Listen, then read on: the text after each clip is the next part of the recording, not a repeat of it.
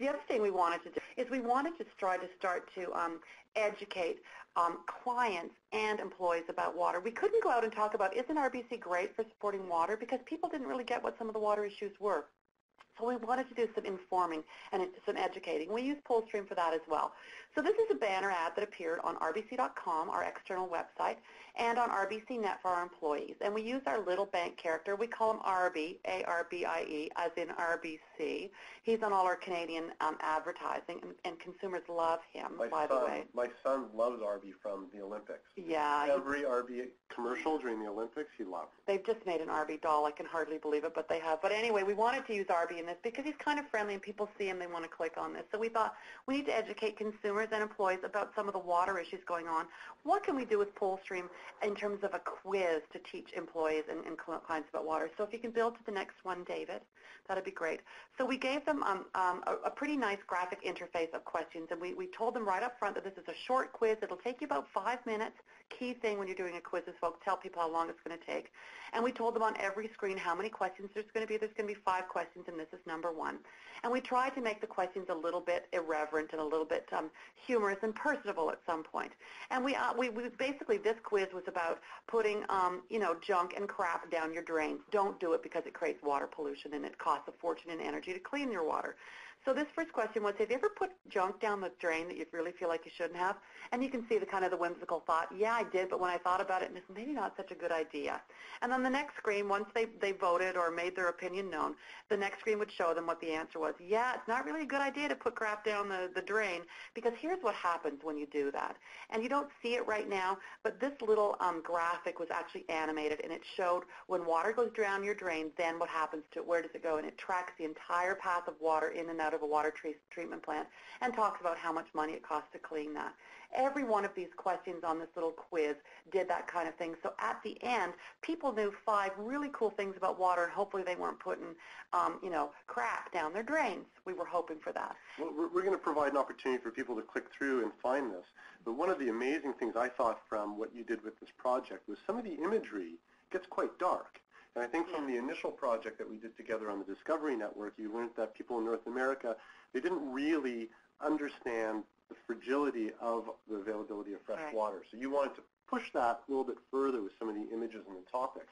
And one of the questions that you're not seeing in the screenshot is how many people die each day. Oh, yeah. From not having access and to one of them was water. like 300 busloads of people, which is dire and disturbing information, but it was done in a pretty tasteful way, I think. And we wanted to shock people, right? We wanted to shock people with this and get them thinking about it because the water issues are really serious. So, yeah. On the next slide, it shows what the take-up on this is. Remember, we told them it was going to be about a 5-minute poll. Up there on the second line of the thing, it talks that the average time that consumers and employees spent with this poll was 4 minutes, 33 seconds. That's a long time to spend with something, but we felt as though we made it entertaining enough that it grabbed them and it kept them. I guess you call it kind of sticky content for them. That's what the young people call it at this point right now.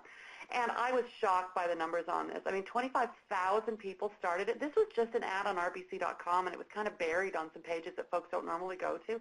19,000 people completed the little quiz poll, which this is another deck I dragged around the company. I'm still dragging it around the company on this.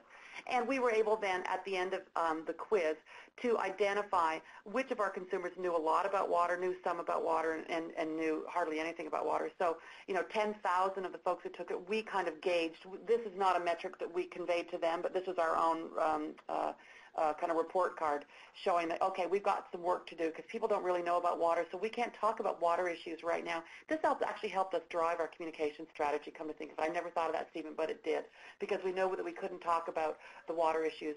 We couldn't just talk about RBC and water without raising what some of the water issues were. That's right. So just so listeners understand, on the back end, as people participated, each question, each answer option, each question had a group tied to it, whether they were someone who knew a lot about water or didn't know enough about water or knew pretty much about water.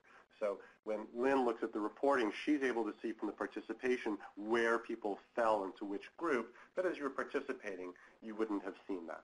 Right, exactly. But you do see how other people are voting on things, which is cool, because people love to see that when they take a quiz is that, I got this right, but look, 80% of people got it wrong. Look how smart I am. So that's a really cool function, I think, of the PollStream platform. The other thing that we did, and this is not about employee communications, is on the next slide, is we actually took a consumer poll that we did with Ipsos Reid, and Unilever.